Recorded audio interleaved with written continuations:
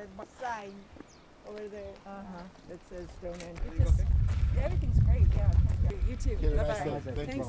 სახელმწიფო უსაფრთხოების სამსახურმა საქართველოში ამერიკის შეერთებული შტატების ელჩს მიაწოდა სრულყოფილი ინფორმაცია ოკუპირებული რეგიონებისა და საოკუპაციო ხაზის გასწვრივ არსებული ვითარების შესახებ. ჩვენ ამომწურავად ვისაუბრეთ უკანონო ბორდერიზაციაზე. ვისაუბრეთ იმ ხალხის ბედზე და პრობლემებზე, რომლებიც ყოველდღიურად აწყდებიან პრობლემებს ოკუპაციის გამო, საოკუპაციო ზოლისა და მავთუხლართების გამო. შესაბამისად, ჩვენ თვლით, რომ დღევანდელი ვიზიტი, ასეთი რანგის სტუმრების ვიზიტი რეგიონში ძალზედ მნიშვნელოვანია, რათა მათ თავისი თვალით და თვითონვე შეაფასონ ის პრობლემები, გამოწვევები და რისკები, რომელიც მომდინარეობს ოკუპირებული რეგიონებიდან. This is my first opportunity to come up to the occupation line, and I really appreciate the chance to see this very important region of Georgia. I have to say, seeing it myself, I see even more the tragedy of separating people who used to live together in these beautiful villages. It's really heartbreaking. Obviously, the United States strongly supports Georgia's sovereignty and territorial integrity.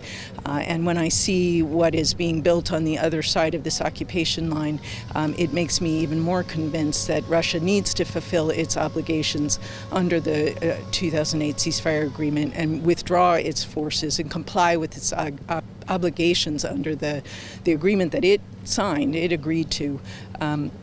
I think the recent borderization issues are very concerning. It's one of the reasons I wanted to come up here and see for myself what's going on, especially in a time of COVID when we need to be working together to save lives.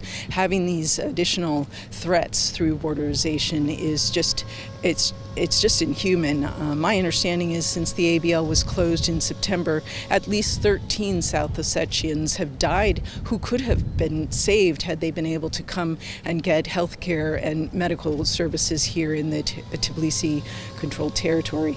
So it's really heartbreaking to see this kind of political, militarized situation. I'm also very concerned at some of the disinformation that I'm reading, that I think hackers and irresponsible people in Russia and other places attacking Georgia and the Lugar lab when they're in the middle of controlling a pandemic that the whole world is struggling with.